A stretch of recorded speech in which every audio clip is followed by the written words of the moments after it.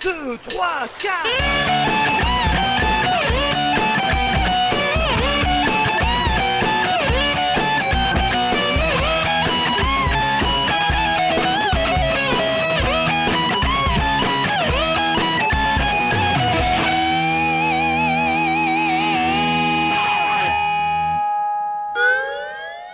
Hello les amis, voilà ma toute première nouvelle émission sur JVVS People.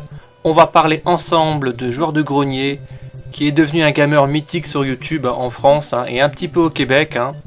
Donc de son vrai nom Frédéric Molas, il est né à Perpignan en 1982.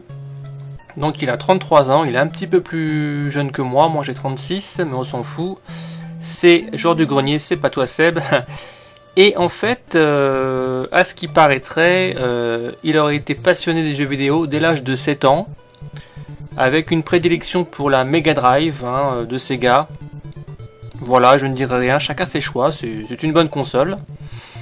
Et il a pas mal galéré, il a eu un bac, il a eu un BTS. Et il a pas mal galéré, comme beaucoup de Français malheureusement, de jeunes. C'est pas facile en France de gagner du pognon ou de trouver du boulot, on va dire fixe. Il a rencontré son pote Seb Rassia à l'Institut de développement et d'enseignement multimédia. Donc voilà, ils sont devenus potes assez rapidement puisqu'ils avaient à peu près la même passion. Ils ont fait du bénévolat, ils ont commencé à toucher des petits salaires à droite à gauche. Et puis en septembre 2009, ils ont créé Joueur du Grenier. Là, vous voyez la tenue typique de Joueur du Grenier avant, on va dire, le nouveau Joueur du Grenier. Donc sandalettes, chemise hawaïenne, avec du poids en plus. Voilà, il était plus, on va dire, enrobé avant que maintenant. Et donc ils rencontrent Seb, voilà, ils décident ensemble de monter une chaîne de jeux vidéo comment vous expliquer, c'est un petit peu du plagiat d'une chaîne américaine qui s'appelle The Hungry Video Game Nerd, qui était une chaîne US qui s'occupe en fait de cracher entre guillemets que sur les jeux de merde. On va dire, il est déterré, et puis il est ressorti, et puis il est critiqué, quoi. Voilà, donc en fait, c'était un peu le concept de base de Joueur du Grenier. Ils ont un peu fait du plagiat dans les premiers épisodes, mais bon, tout le monde copie tout le monde, c'est normal, il faut bien une inspiration au début. Là-dessus, il n'y a pas de souci. Après, bon, c'était une vidéo par mois qu'ils faisaient au début, donc ils avaient des petits boulots chacun de leur côté avant. Et puis ils ont commencé vraiment à en bouffer, à en vivre. Il n'y a pas si longtemps que ça, franchement. En 2012, ils ont commencé à vivre de leurs vidéos, ce qui est cool.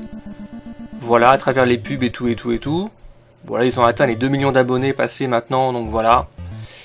Que dire de plus sur eux? Bah, moi j'aime bien à la base Fred pour ses tests de jeux rétro. Maintenant, c'est vrai que au début, Seb était uniquement à l'arrière-plan. Là, on voit des scènes de Papy Grenier. C'est un sujet qu'ils ont lancé il n'y a pas si longtemps que ça non plus. Et en fait, c'est un vieux qui raconte l'histoire de jeux vidéo. Voilà, tout simplement à travers un vieux, c'est sympa. Il déteste d'ailleurs le vieux, les enfants. Et il y a un petit côté vulgaire, un petit côté sadique et tout, j'aime bien. Donc ils ont testé pas mal de jeux grâce à cette rubrique Papy Grenier, que j'aime bien, que je trouve que maintenant il n'y a plus beaucoup de Papy Grenier parce que voilà, je vais vous expliquer plus tard pourquoi, on n'est pas pressé. Et donc Seb au début était uniquement à l'arrière-plan, on le voyait pas trop, après il a fait des seconds rôles, et voilà donc l'évolution, vous voyez que Fred, Joueur du Grenier, a suivi une espèce de transformation, ce qui est bien pour lui. Il avait expliqué que pour sa santé il préférait perdre du poids et comparé à un rappeur célèbre qu'il a traité de gros porc du grenier, je crois que c'est Cortex, c'est n'importe quoi, parce que voilà quoi, on traite pas les gens sur leur physique, s'ils sont cons je veux bien, mais le physique c'est le physique, voilà, qu'on soit black, gros, petit, nain. Et donc ils ont ouvert Bazar du Grenier en 2015, en avril, il n'y a pas très longtemps, et là c'est vrai que c'est devenu une chaîne secondaire. C'est un peu le problème de tous ces gros gamers qui deviennent célèbres, ils font des chaînes secondaires.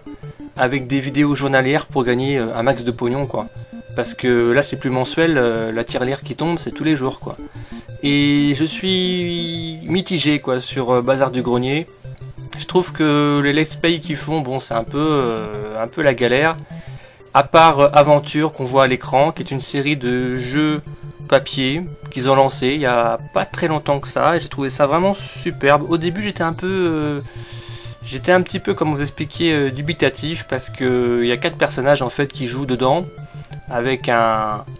Voilà les 4 personnages, donc ça se passe dans un monde médiéval fantastique. Theo Sinvelberg c'est Fred, Shin c'est Seb, Balthazar Octavius c'est Bob Lennon, et Grunleck, qui est un testeur de jeux vidéo.com, voilà. Donc là on les voit à l'écran. Au début j'aimais pas trop la série parce que Bob Lennon je le trouvais un peu prétentieux avec sa voix, grande gueule et tout. Bon après c'est quelqu'un d'intelligent, c'est quelqu'un qui a beaucoup de connaissances dans les jeux vidéo, mais c'est vrai qu'il est assez pesant des fois quand même, je trouve. Voilà, donc c'est une bonne série. Là ils l'ont arrêté malheureusement. D'ailleurs je sais pas trop pourquoi, pour faire une pause. Vous voyez en haut à gauche le boss du jeu, en fait, c'est lui qui crée les papiers, qui crée tout ce qui se passe dans le jeu vidéo. Voilà, je ne connaissais pas ce personnage, mais franchement j'aime bien ce qu'il fait. Et donc j'ai suivi toutes les séries Aventure en live, il n'y a pas de souci, moi franchement j'ai bien aimé cette espèce d'évolution avec des lancers de dés, savoir si c'est bon, pas bon. C'est le seul truc que je vais retenir de Bazar du Grenier. Et voilà donc une nouvelle série qu'ils vont lancer, Star Aventure. Je suis déçu parce que voilà, pour moi c'est un gros coup de gueule. Parce que Aventure ça commence à être bien, commence à être vraiment sympa. Et puis ils le coupent pour une saison pour ça, qui va être un peu un plagiat de Star Wars. Je pense d'ailleurs qu'ils doivent avoir les droits pour utiliser le mot Star Wars, je ne sais pas. Donc en conclusion, on peut dire que Joueur du Grenier c'est une bonne chaîne. Elle a évolué, bon c'est vrai que maintenant c'est devenu une machine à pognon. Voilà, ça c'est le problème de toutes les grandes chaînes, le fric pervertit beaucoup de choses. Ça reste quand même une super chaîne, Joueur du Grenier. Je vous conseille tous d'y aller, de vous amuser et de voir les tests de jeux de merde qui sont pour moi les meilleurs, quoi. Moi j'en fais un petit peu sur ma chaîne, vous pouvez regarder aussi. Mais bon voilà quoi, Fred, bon courage à toi et à plus, ciao ciao les amis.